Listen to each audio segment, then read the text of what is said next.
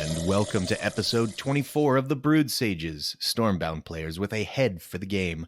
I am Freeloader, and with me, as always, are my co-hosts, Arthas and Sabaiku. Sabaiku, how's it going tonight? Fantastic. And Arthas, how are you doing? I'm doing great. Well, we are the Brewed Sages, and as a reminder, you can always follow us at Brewed Sages on Twitter, or for all of you who used to watch the original Saved by the Bell the moment you got home from school, our email address is thebrewedsages@gmail.com. Well, guys, it is March, which means the Heroes League is upon us. We mentioned it very briefly in our last episode since we recorded it about 14 hours in. There's been a fight for the top. How's that going? Arthas, what's been going on at the top of the What's leaderboard? been going on? A lot of ubis, mers. Yes. um, a lot of crowns going everywhere. Like one time I fought against Tony Gunner, top ranked Heroes League right now, and I just gained 35 crowns from him, and I like just entered Heroes League. Yeah, that's very fun. It's very chaotic, the ELO system. Well, our apologies to Tony, who's unfortunately got a losing record against Brood Sages this month.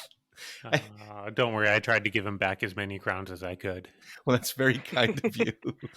We'll kind of table this for a little bit, just because I want to use this conversation about the Heroes League and maybe how this fighting at the top for the top spot on the leaderboard and subsequent sharing of the deck that brought that success is maybe leading us into a little bit of our state of the game and our main topic.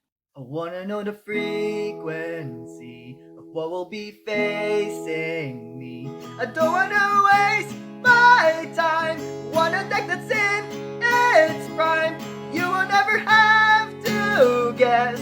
Our report is pure BS. BS Meta Report. The BS Meta Report.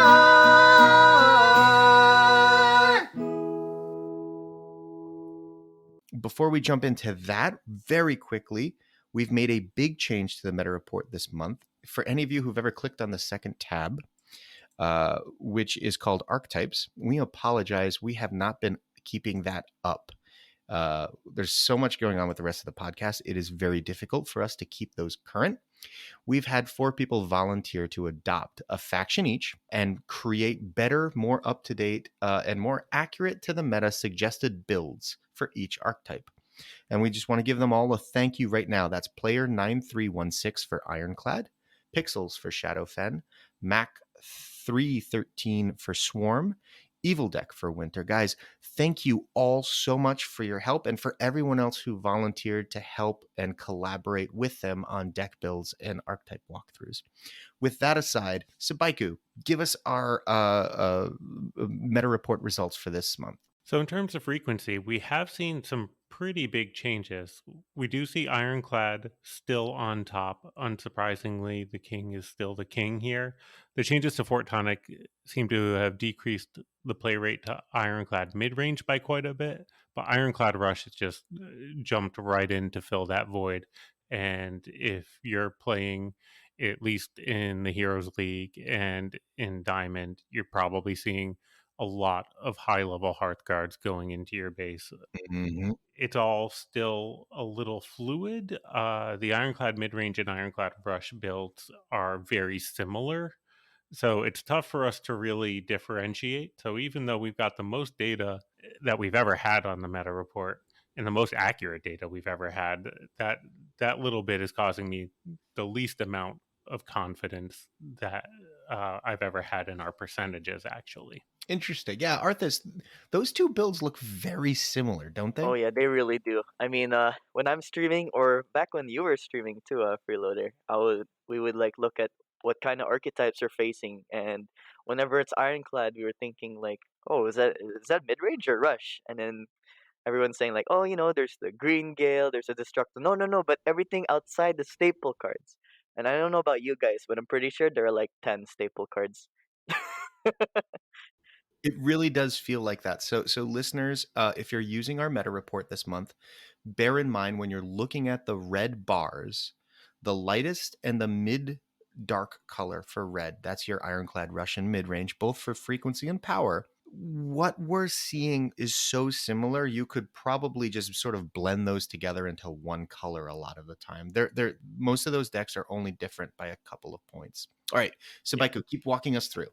So for the other three factions, we see really very similar play rates. We see Shadowfen, Winter, and Swarm all about the same amount, maybe a little bit higher on the Swarm, which is not abnormal. We always see Swarm Rush played at a higher play rate than we think is necessarily commensurate with its power rankings. But here in a mid-range heavy meta, I think it's probably a really good choice, actually. We see a lot of Shadowfen mid range, and with Winter, we see a pretty decent split between control and mid range. And Ironclad control, Swarm control, Winter Rush, and Shadowfen control all really not played very much at all. Yeah, well, there might be a reason for that, and that might be their power level. So let's go down to the power levels, and Arthas, talk me through the tier 1 decks right now. What's tier 1? Tier 1, unsurprisingly, still Ironclad mid-range according to our data. Oh, Yeah. And then, second place, also unsurprisingly, Winter Pact Control. Still these crazy monsters in the archetypes that are still dominating. But, something that snuck in now, from what we mentioned about Ironclad Rush being the third tier 1 archetype now. Very, very interesting. A lot of very strong Hearthguards. And we're seeing a little burst of Shadowfen mid-range now that Heroes League is getting very competitive, right? And Shadowfen mid-range is just breaking tier 1 for our relative power list. So we actually have 4 archetypes there on the top. Pretty cool. yeah.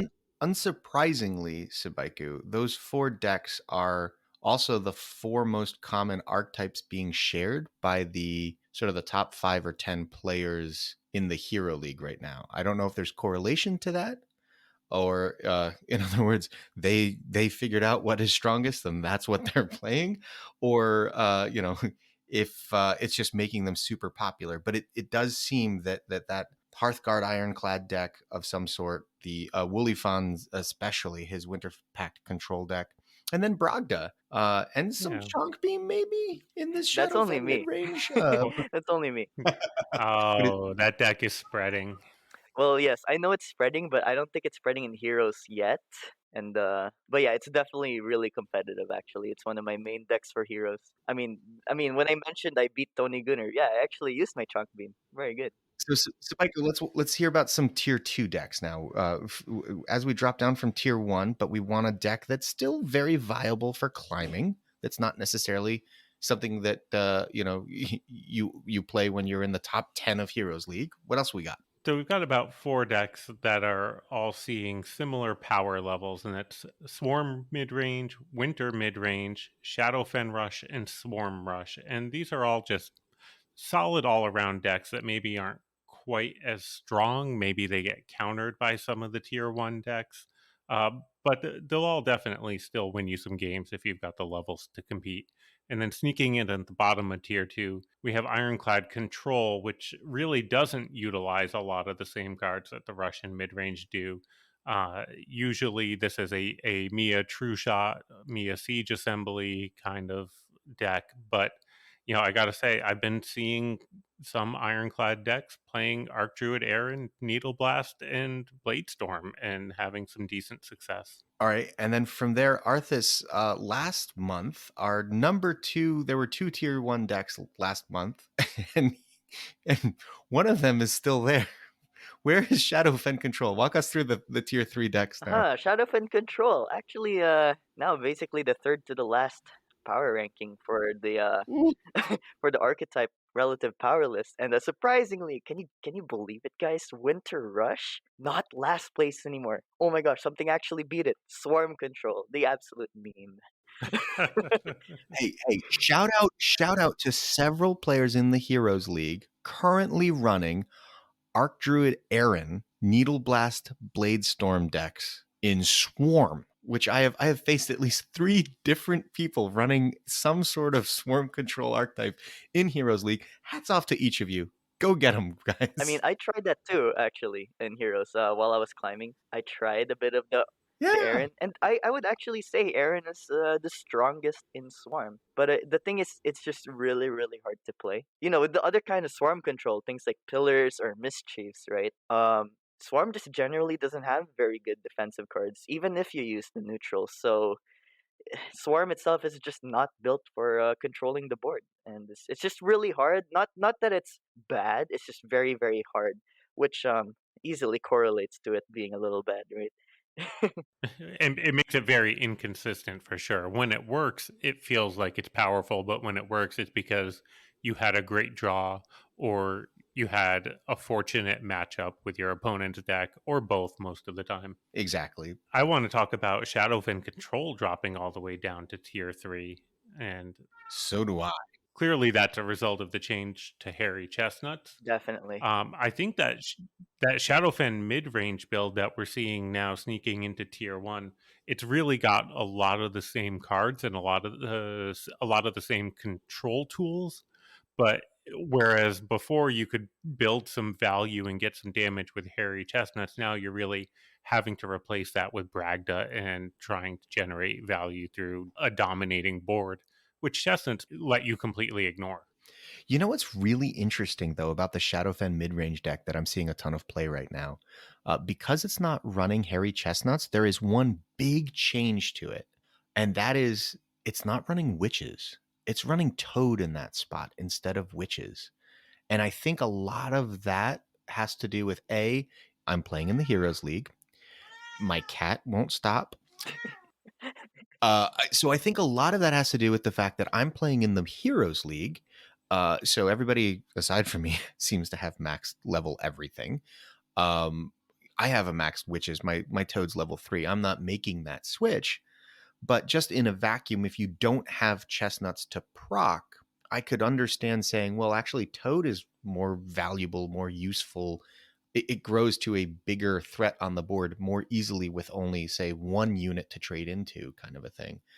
Yeah, especially when you're playing at the top level of the game, people really do play around witches very well. Extremely well. It's really hard to bait people into a good witches situation, and Toad just gets more consistent value, I'd say. So I wonder if the play rate of witches dropping is at least in some part to chestnuts being there. What's interesting about Ironclad midrange and Rush, Subaiku, though, is half of its combo of Unstable Fort Tonic is still seeing a ton of play, right? Well, sure, Unstable is just a good, solid card for holding your front, for blocking your enemies. It can do a lot because it's a lot of strength for only 2 mana. Yeah, and now they've just simply found another card to combo with it, right?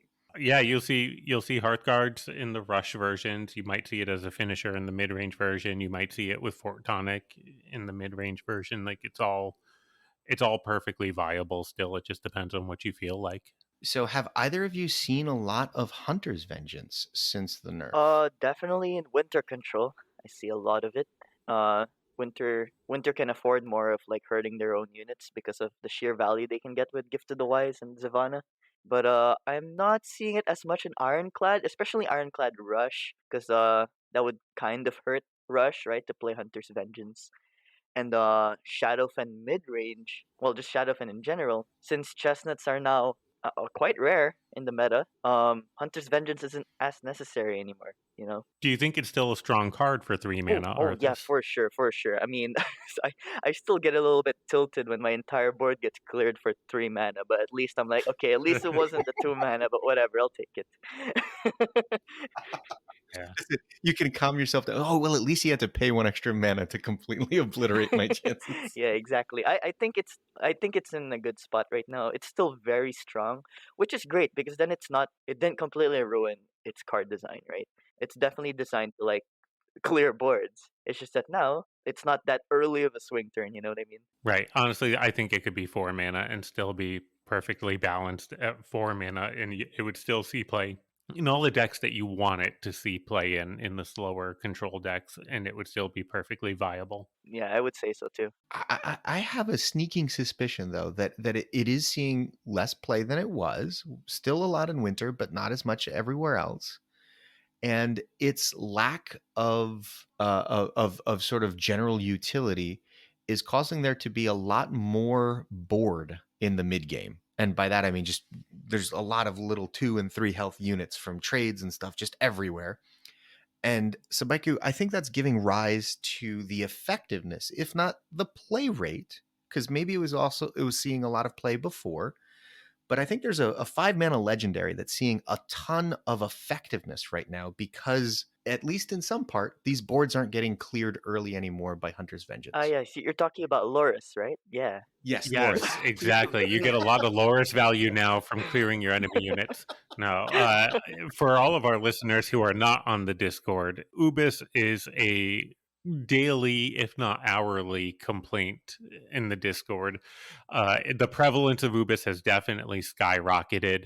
I think that the Hunter's Vengeance change is definitely part of it. Without the board being cleared so consistently early on, there's usually some stuff that your enemy has on the board and maybe some stuff you have on the board, and you can just put down Ubis and get really consistent value from it. Yeah, I mean, and a lot of these units, because of them crashing into each other and whatnot, are of a size that either Ubis is chipping you down quite a bit, 2-3 shots to the head, or it's just completely obliterating a lot of the board. Like it's actually quite effective on 5 right now, which is, I think, in some small part leading to the tilt that's causing the complaints.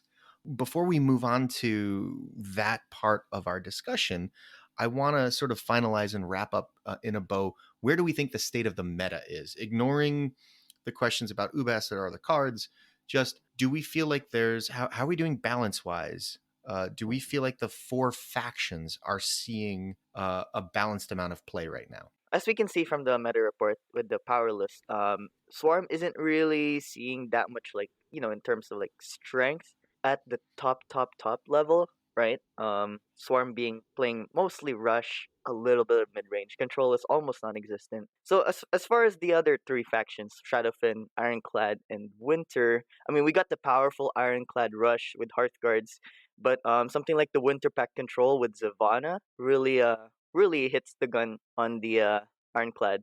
But also, I mean, the rise of Shadowfen mid-range right now with Brogda and other things like Klaxi, right? That also seems to be a very strong counter against the Winter Pack control. And just to like wrap it up in a nice bow tie, Ironclad's Rush really has a good matchup against Shadowfen mid-range. So it has that really interesting balanced rock paper scissors kind of like dynamic, which I would say is like that's pretty healthy for the most part. It's just kind of unfortunate that Swarm isn't really up there. But at least for the Platinum leagues, Platinum or Low Diamond, you still see a lot of every faction, and I can definitely vouch for that. And I like seeing way more things. It's not just Fortonic. It's not just chestnuts. Like you're seeing a lot of new stuff. Like I'm seeing a lot of debug loggers now. It's like really cool. Yeah, it's nice to go into a matchup and not know what to expect from your opponent, and to get variety from game to game, because when you're just queuing into the same faction over and over again, it makes the games very repetitive. It makes them feel like a grind, and it's not enjoyable. I don't think we think the meta is fully settled yet, Sabaiku. But do you think it is settling? And if so, where do you think it's kind of, what's its trajectory? Where do you think we're headed? Yeah, I don't want to speak for anything other really than Heroes League and Diamond, and it does feel like it's settling down now. It does feel like the builds are being optimized. There's still people who treat the Heroes League like a sandbox, like Diamond one was last month, and are just still tinkering around with stuff. Huge shout out to Zimu, who finally got to 0 grand points. What a god! That's real commitment there. But for the most part, when you're going up against an opponent who takes it seriously, you're seeing the builds kind of become more streamlined, more optimized, and more similar from faction to faction. So I think it is settling down. I like that you ended that with more similar, because that's kind of where I want to bring our conversation now. So Arthas, I don't know if you've noticed, but there's a lot of I'm gonna say there's 5 cards before I even know what faction my opponent is playing. before I even know what archetype my opponent is playing. I have no idea if he's control, rush, whatever.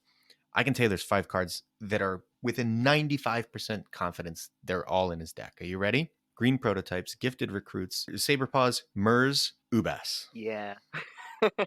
Yeah. So I'm going to propose an idea here that there are currently in the meta this concept of a generally useful neutral. We're calling it a gun. And right now, every deck is loaded with guns. Loaded with guns. If you really look at like how many cards are in a deck, right? If something like 5 cards you're seeing in 95% of the decks, that's only like just a little over half of the actual deck itself to have some variability around. But then once you put a faction in, there's probably only 1 or 2 cards that get changed, you know? Well, that's what's Yeah. crazy. Sabaiku, the Merc hit number 1 on the Heroes League with an Ironclad deck that ran 4 faction cards. And 2/3 of the deck was neutral cards. And that's not to say that neutral cards should not have a place in the game. And some cards kind of synergize better with one faction than others. You know, we've been talking about Bragda already this episode, only in the context of Shadowfen decks, because Shadowfen as a faction creates these 1-strength toads that synergize really well with Bragda. Fair enough. So you do see a lot of these same cards, not just the 5 ones you listed as requirements, but then also something like Westwind or Edric, where it's just a generally useful card. And if you have it at a high level, you can slot it into pretty much any deck. Yeah, and I think that's fair. So Arthas, here's my thought. Let me know if you agree or disagree. When I'm starting as a new account, I want to enable the most broad possible set of decks and factions to play because I don't know what I'm going to pack, right? I don't know what I'm going to get from my next tome, from my next book, from whatever it is. And if I happen to suddenly turn something level 2, I want to be able to play that. But once you get into an all level 5 mature deck, the fact that no one can find a better card to put into whatever faction they're playing at the 3 spot than Murs, or at the 5 spot than Ubis, or even more importantly, I understand this is a tempo game, but how is Gifted Recruit still always in any deck, any faction, still one of the best, let's say not necessarily the number 1 best 2-drop, but at least the 2nd best or 3rd best 2-drop? And since you're going to play 2 or 3 2-drops, Gifted Recruits always makes the cut. Would it not be better that as our libraries expanded and matured to level 4s and 5s, that you start to weed out the neutrals that are weaker for faction cards that you finally got to a high enough level to play, so that we get more diversity than what we've got right now? Right now, it feels like we're just playing the same deck with different colors in some regards. Yeah, I guess I would say that that is a very good point and a nice perspective and vision for the game. But I guess we're not entirely sure what the developers Shapeyard themselves are thinking. But yeah, I mean, for like our values as the Brewed Sages, I would definitely agree that it would be nice that like generally faction alternatives are a little bit better, like situationally better than the neutral alternatives. Because then, yeah, like you said, you will see way more diversity that way. Sabaiku, everyone's asking for a nerf to these cards. If we nerf everything into oblivion, what do we end up playing? Weaker decks. No, the problem is not necessarily that Ubis, for example, needs a balance change. I think, from just my opinion, and we can get into this later, I think he's relatively balanced for his mana cost and for his rarity. Right? I don't want to discount the rarity. When you get a legend to a high level, it should be really good. It's a lot of resources that you put into one card. Okay. I think that part of the problem with Ubis is that, number 1, he's strong for a 5-mana card. Number 2, he's flexible. You can put him in a rush deck, in a mid-range deck, or in a control deck. And while he may not be entirely optimized for all of those decks, he's going to do a pretty good job in that spot in all of them. And then number 3, he's neutral, and there are no real faction alternatives that are better for most players. Now, at the top end, maybe Shadowfen is going to be playing Obsidian Butchers at 5 and not Ubis because your deck is built around Toad Spam. But that's not necessarily the case for every Shadowfen deck. And even in that deck, you could probably still slot in Ubis and get a decent amount of success with it. There's just not a lot of alternatives that are as strong, more than Ubis is too strong for how much he costs. I would like to see a point in the game where you're choosing to put neutrals into your deck because you don't have the superior faction alternative leveled up adequately for whatever league you're in. At this point, though, it just feels like there's only 4 or 5 faction cards in each faction that's really seeing play. The neutrals seem to be where most of the preferred card choices are right now. I just for the benefit of more diversity, do either of you have any ideas on how we get there or how we might get there? So a little concern I have with like, because I know one of the issues with neutrals being so popular right now is that there aren't better alternatives for them, right? Or there aren't enough. I'm just thinking like, if we tried to solve that like lack of alternatives problem, it's gonna be very hard to design cards that are like intended to be alternatives without doing a subjective power creep and just replacing some of the cards we already know, right? Power creep scares me for sure. Right. So you end up with either 2 mana, 5 strength, 1 movement cards in each faction so that nobody plays gifted recruits, but everybody plays an identical card with a different color on it. Or you end up with more 2 mana, 6 strength cards. Maybe they have a drawback. Maybe it's just straight up power creep. But either way, it doesn't feel as good as just having, okay, I know that I can put resources into gifted recruits and it'll just kind of see play all over the place. Good. Like I don't have to invest resources in 5 different cards now that do the same thing.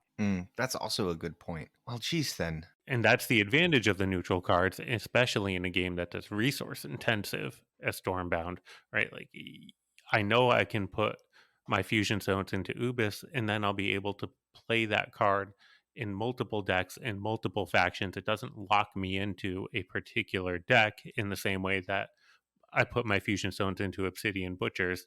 Now I'm playing a Shadowfen Rush deck. Well, that's very fair. And I don't think anybody ever gets tilted when they see green prototypes or gifted recruits or even necessarily saber paws in a deck. Do we feel like there's a certain type of card that is more acceptable? Here's the thing with those 3 cards, right? Green Protos, Gifted Recruits, and Saber Paws. Nobody gets tilted when they see them, but that's just because they're standard. They're just everywhere. They're in every deck, and that contributes to the game being a lot less diverse and making those early turns especially just feel like they're all the same. And Pre-programmed, yeah.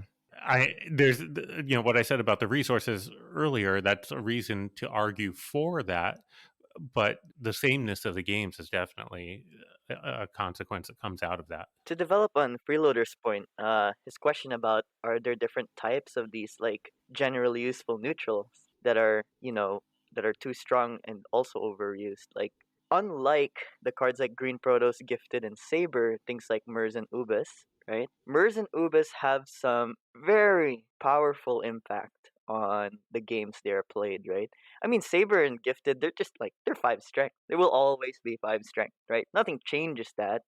Mers, I know always is 10 strength, but you know what isn't always? When the token shows up. When Mers shows up, how often you can play Mers. Ubis, it's also not always when you're going to be hitting the base, when you're going to be hitting units, when you're going to have a lot of value.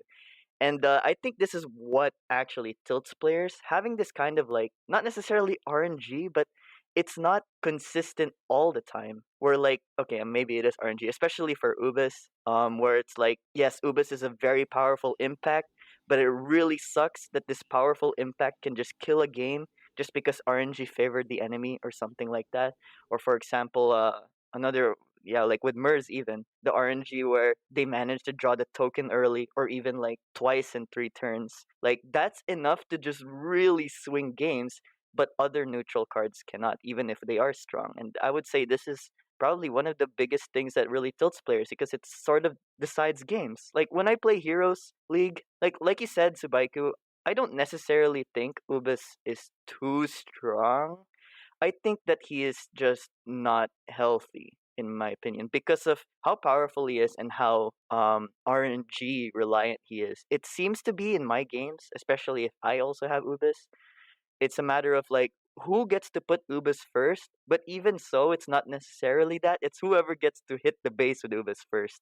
And it's just a race to that, which is very, very dumb because it's not even in your control, you know? It's who draws Ubis first, but also who gets the luckiest off of it. But that kind of RNG does make the games a little more interesting and a little more fun, and it helps to separate them because it's something that is memorable and stick with you, either if it's for or against you. Both ways it'll stick with you. And a little bit of that is definitely good and healthy. I don't want to say that it's all bad. Yeah, definitely not. I just think it's because it's overused. It's the frequency. The frequency, right? Yes, It's just exactly. overused.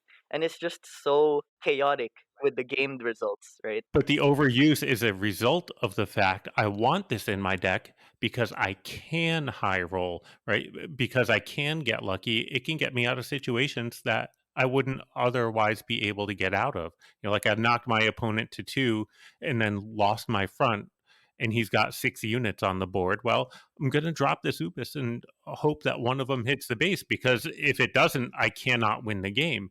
Like having a card that lets you get lucky in high roll in the first place is a real incentive for a I lot of very much players. agree with that. It's just at this, well, just for Ubis in particular, I feel like what makes it so bad is that the only reliable, yeah, reliable way to actually fight against Ubis decks is to unfortunately also play it, you know, which that's Yes. not good because yeah, there are a lot of high roll cards, right? Like Klaxi or like Aaron, but like there is counterplay to those things, you know. Like you say, like oh, you know, if you're playing against Ubers, oh, just rush them down before they can do that. You know, everyone knows rushing is not reliable. Rushing requires a lot of RNG draw. You can't say that's a reliable way to counter that. So that's why a lot of players are not just trying to rush because it really isn't as reliable compared to Ubis's power, right? And Well, plus a lot of rush plays you right into some of the most popular decks in the meta, right? Like Ironclad does pretty well against rush a lot of the time. Winter Control, it's not so easy to rush down a lot of these decks, so it's not a consistent strategy. You're right. Whereas if you're the one playing defense, you can often set up a board that really rewards a lot of skill and planning in playing your Ubis so that you can control the outcome a little bit better than your opponent. I'm not of the opinion that Ubis is itself a busted broken card, nor MERS a busted broken card that needs to be nerfed and changed.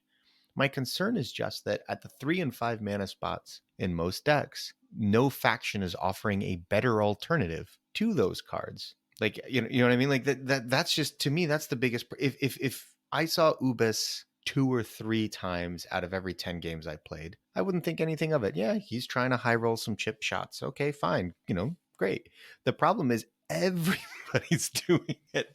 And so every game I'm just like, I have to play, or it's not even a question of, oh, they're playing Shadowfen, I have to play around Toxac, or oh, they're playing this, I have to play around that. I'm literally thinking more about Ubis positioning to not help my opponent out on 5, more than I am thinking about any particular faction card that they might be looking to that's play on also that turn. me. And I'm right for doing so. Right. That's playing to the meta. I mean, so good job for you there. And I agree. Like, I would like to see more high mana cards be played, but in order for a high mana card to work, it's got to either have a lot of synergies with your deck or have an immediate impact on the board state. And there's not too many of them that do so in a reliable and consistent manner, or in a flexible manner like Ubis does. And that's why you see it jammed into a lot of decks. Yeah, I think at the end of the day, some guns like recruits are totally acceptable because I don't want to see power creep on the low end. I think Arthas is right there, right? Like we start putting really powerful 2-drops in everywhere and rush starts to overwhelm us. So I get that. So some guns on the low end for just sort of, generic vanilla stuff. There's no need to print them with different colors for the different factions, to Sabaiku's point. I like that. Tech cards make sense. Siege breakers, for example, should be neutral. We shouldn't deny a particular faction the ability to counter something that's happening in the meta. So specifically tech cards, Void Surgers, Siege Breakers, these cards seem reasonable to me as neutral cards. Is there any sort of thought then about trying to take some of these power cards and just moving them into factions to try to sort of force the diversity by saying, well, look, I would say that actually that hinders diversity a lot. I mean, if Ubis is that powerful, interesting, we're just gonna play the faction that has Ubis. you know? but you can't play him with Merce anymore. But like, okay, also I know it's a very interesting topic to like explore, but I'm pretty sure it's never gonna be considered to just move a card from a faction to another because of how resource intensive this game is. Although it would be an interesting concept, I just don't think it's worth going into because I think we should just come up with better ideas, you know. Yeah, I think all that does, to your point about diversity, all that does is say you move Aaron into winter. Well, now every winter deck is going to be an Aaron deck, whereas Arthas was talking about playing Aaron in a Swarm deck, and that's awesome. That's fun. I did the same Yeah. thing with Needle Blast and Dark Harvest a few months ago. I played that quite a bit, and it was great. It was really enjoyable. Moving cards out of the neutral faction doesn't help anything with diversity because it limits people's ability to experiment and it limits the design space. That's fair. So then that only really leaves two options then on the table, which is to either nerf the cards to the point where they are no longer the most powerful and useful options at their mana cost, or power creep similarly costed legendaries inside of factions to try to drive the usage of Ubas and Mers down, right? Like it's Or either going to buff be there's an buff or. similar alternatives, right? Or buff ways to Right. counter these cards instead of nerfing the cards themselves, right? I would actually love to see buffs next month. We've seen so many nerfs already. I'd love to see buffs. Okay. Buffs are tough. So nerfs. Nobody really complains when a nerf goes too far, right? Like Chestnuts was nerfed to a point where it does not see play at a high level anymore. But because the card was overwhelmingly strong, nobody really complained about it except for Freeloader. But when you buff a card, like Void Surgers was originally, right? Like that all of a sudden was everywhere. It's really hard to get that balance of a buff right, and when you do not get it right, it requires follow-up effort and changes again, and I'm sure that Sheepyard wants to avoid that.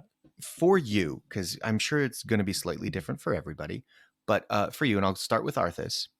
In your ideal world, playing, in the Heroes League, how many neutrals do you think are healthy to see in a deck? 6. 6. Yeah, because if you give it more faction cards, the faction pool isn't that big, right? So if you do more faction cards, there is less diversity there. That's my Okay. opinion. Neutral has a large pool, but now you're limiting it to just 6 instead of like 8. All right, that's fair. So my instinct there was to say 4 is the right number of neutrals. Okay. But I wasn't like I 4. was not considering the lower pool of faction cards to draw from. But I think I might be biased by my Shadowfen experience where you can build Toad Spam Shadowfen, you can build Poison Shadowfen, you can go with Bragda, you can go with Klaxi, you can go with Obsidian Butchers. Like you can do a lot. You can go Chunk Beam, right? Like you can do a lot within the faction. There's a lot of diversity there, and all the archetypes are pretty much okay, except for Poison being a little less useful. But not every faction has that kind of diversity available. Maybe we're approaching this wrong. Maybe ideally the best number for neutrals in a deck is indefinite amount of neutrals, where it's not always a number. It's either like low or high or middle. But having that kind of balance is probably the ideal compared to just 6 or 4. Yeah, no, I don't want to make like a hard cap where it won't let you drag a 7th neutral into your deck list. And also I wasn't necessarily considering the existing faction pools of cards. Just in general, how many of the same cards do you want to run into every single game, I guess, is another way of asking the question. And I kind of like the number 4. Yeah, 4 is also pretty nice, to be honest. I think what it comes down to is I want to see different decks that do different things. I want to play different decks that do different things more than I necessarily care what cards are in those decks. I want them to feel like they play in a different They way, have and I want different to game plans, right? exactly, and I want Yeah. to feel like I do different things to counter different decks as opposed to doing kind of Yeah. the same thing every game. I'm pretty sure right now Chunk Beam's the only one that's doing a very significant, distinct game plan compared to anything else. Oh, I guess Bragda too, right? Yeah. Because like the others is just like put value, clear enemy, deal damage. Doesn't really matter what kind of archetype you're doing. Yeah, and I don't think Bragda's playing Ubis. At least a lot of the builds I'm seeing aren't running Ubis. Oh, what about the idea? We can explore this maybe next time. What about the idea of increasing the number of cards in a deck? Right? Oh Because then Well, you man. that would build. be a huge that you want to nerf MERS? Right. There you go. Yeah. Yes. What do you mean? Of Yeah, course. so no, exactly. That's my point. One of the things that puts a lot of frequency on these staples is because staples themselves already take a large portion of the deck. And if you give it more deck space, now the staples won't be as big of a problem, right? Well, Like, sure, possibly, you're going to but be seeing the staples, but you're going to be seeing other cards too, I think. yeah, I but don't if know. what you end up seeing is just like Westwind Sailors and First Mutineers, then have we really added anything, right? If all they do is they say, Yeah. okay, well, that's all the 2-drop neutrals. Let's go to the best 3-drop neutrals and fit in like an extra runner and Yeah. another. And Yeah. plus, I don't wanna have to recalibrate my cycling skills again. And at least with 12 it really is a deck building option, right? Like playing Shadowfen, to Freeloader's point earlier, like Witches and Toad are both great 4-mana cards. So are Azure Hatcher, so is Edric. I can't put all 4 of them in a deck. I got to pick and choose what works best for this one. No, what you want to do ideally, and obviously this is not as easy as this little soundbite is going to make it appear. Ideally, what you want to do is have cards that fill unique and interesting functions, such that people are forced to decide, do I want Witches or do I want Toad? I have a limited number of deck slots, and you should be making that choice, for every mana cost for your whole deck. The problem with that being, all you're going to see is rush decks jamming, as many of these low cost options that are powerful and unique into their deck, and really just abusing it as much as they can. Yeah, it's going to be a balancing act. I think it's something that needs to be front of mind at Sheepyard. That there's a lot of guns right now. I was playing devil's advocate a little bit there. I do think that some buffs to give more options would be a great idea. Like I'd love to play Soul Crushers in Shadowfen more consistently, but for the mana cost, Ubis is better. For sure. You know what would drive Ubis usage down in Shadowfen decks, though, is if max level chestnuts dealt 3 to face. Yeah. No, but that didn't stop people from comboing the two of them.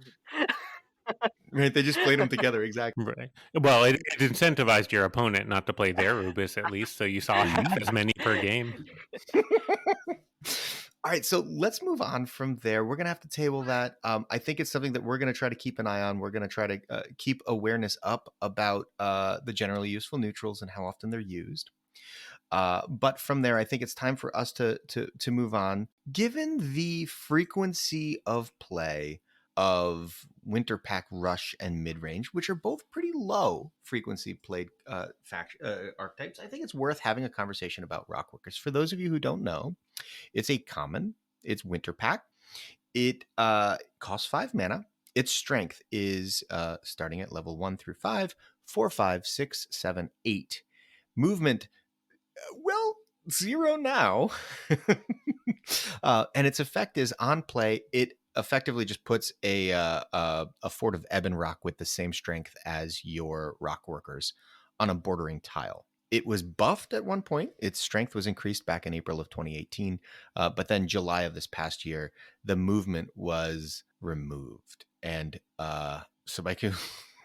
Yeah, removing the movement from the card definitely led to a big decrease in the amount of mid-range Winter Pact that was played.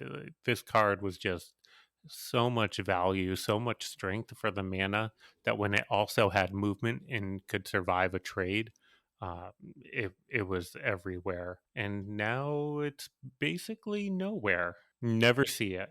It was so flexible back then with one movement, right? Like, what could you do with What it? could you do with it? Oh my god, you could just clear the biggest units most of the time while putting like an almost unkillable Fort of Ebonrock because I know people are saying like, oh, Fort of Ebonrock's only 8 strength. Oh, like, bruh. So many abilities don't affect structures, right? You have to know killing structures are harder than killing units. Especially because they don't move to your base. You can't just ignore them or you can't just reach them eventually. No, they're gonna stay there. They're gonna give them board presence. And not to mention, like because of how hard Fort of Evan Rock was to kill back then, it wasn't uncommon for them to cycle into a second Rock Workers, and then it's just yeah, it's bad. Yeah. If you think of the Fort of Ebonrock being worth 3 mana, that meant you got a 2 mana, 8 strength, 1 movement unit to go along with your fort. Hey, I know how to reduce the usage of gifted recruits. Let's get some 2 mana Yeah, eight yeah, ones in the yeah. game. Yeah, that'll do it. But in all seriousness, Siege Breakers has seen a buff since then.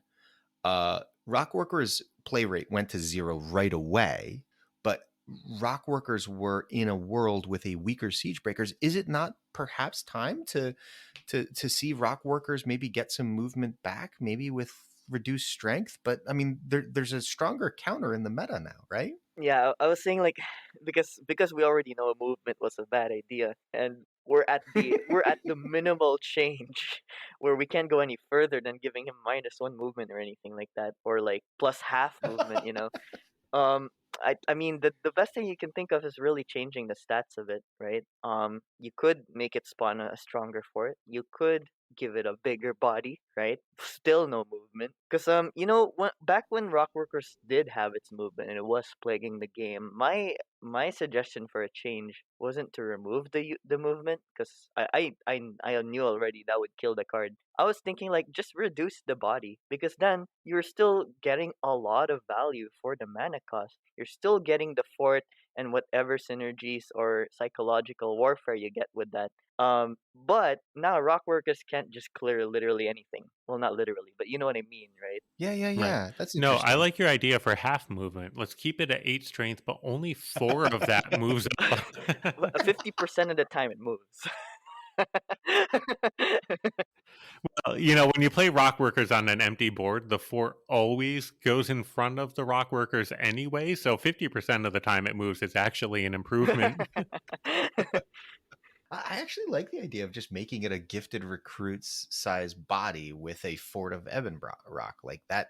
Yeah, but then it's just fair and balanced, and who wants that? That's Well, wouldn't it see more play as a fair and balanced card than something that's that is true. completely That is true. unplayable? And not to mention, it would add a little more winter into those blue neutral decks. You know what I mean?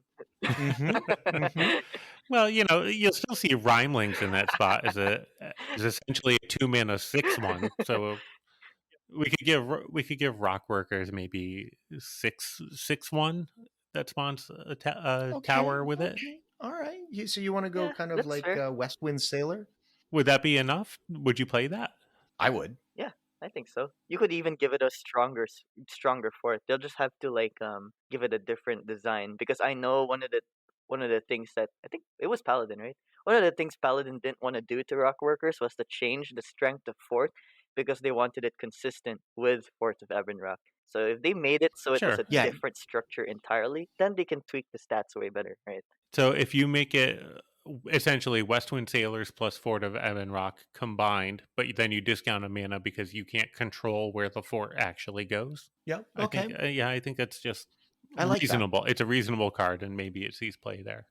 Yeah, I don't want to make the tower any stronger just because then you can't execute it, right? Like max level execute is 8. Is that right? Yes, it is. But that's like saying like unstable shouldn't be 9. But I guess Well, unstable, yeah, hurts well, more. but Unstable shouldn't be 9. Let's go into that. We could talk for another hour about that. that will be for another episode, folks. Okay. All right. So we have some ideas on. It's not playable right now, but I love the idea of making it a Westwind plus Fort of Ebonrock. That's 6 mana, but you get a discount because you can't control where the fort spawns. That seems totally reasonable, and I would absolutely play that. That's going to end the main portion of our episode, which means it's time for me to remind you all to contact us, preferably in our channel on the Stormbound Discord server, on Twitter at Brewed Sages, and always you can email us at thebrewedsages.com. And now we also have an additional way for you to reach out and support us. We've just started a Gumroad account where you can become patrons of our work. Please check out the link in our Stormbound Kitty page. We want to give a huge shout out to Roman. He was our first patron. Thank you so much for your support, Roman. We really appreciate it. We've also received some feedback this week, guys. Debnath first. He says, I hope you guys are fantastic. I found it to be a pity that you've got no messages last week. I did think of sending some to you, but it wouldn't have been nice if the last portion of every single episode would be the Brewed Sages and Debnath. Boy, every single week, so I decided to back off. About the gentle touches on balance by Sheepyard, as a rushdown player, it is quite annoying that Sheepyard is choosing to make the meta slower and slower by each update. I do understand that it does make the meta healthier, as if everyone just shoved runners down each other's throats. It would be just a rather boring game ending on turn 28. I'd like to see Rush back as at its prime again, since I've got no time to play these much longer games. Keep up the good work. I really appreciate the podcast, and in my opinion, it should always be 1 hour long. Also, I'm looking forward to hear Arthas's meta report jingle on episode 25. Well, you're going to get it one episode early. Stay hydrated, everyone. Evil Deck, dear sages of the brewery, and that is accurate. I don't speak on behalf of anyone else, but I'd personally like to listen to more of the Stormbound fan-made stories being read aloud, as I'm now on my 4th time listening through the podcast, and it's got to the point where I've mentioned some of it like it was a script I wrote. Kind regards, a foolish listener. Yeah, I don't know who's going to read any more of it. I did that once. It was a lot of fun. I really enjoyed it. I don't know that I'm going to find time to do any more. And lastly, Helios asked, when are the Brewed Sages reviewing Brewed Sages the card? And guys, how have we missed this? Should have been our first Oh, card yeah. of the week. That should have been our first card. But What then are we Survivor doing? hit us with the troll pick. I did. My fault for not picking something that's actually pretty good. It's a fantastic card. You know what? We'll commit to it right now. Our next episode, we will review the Brewed Sages card as the Brewed Sages podcast. Guys, that's going to do it for this episode. For Arthas Sabaiku, I am Freeloader. We are the Brewed Sages, reminding you to stay hydrated.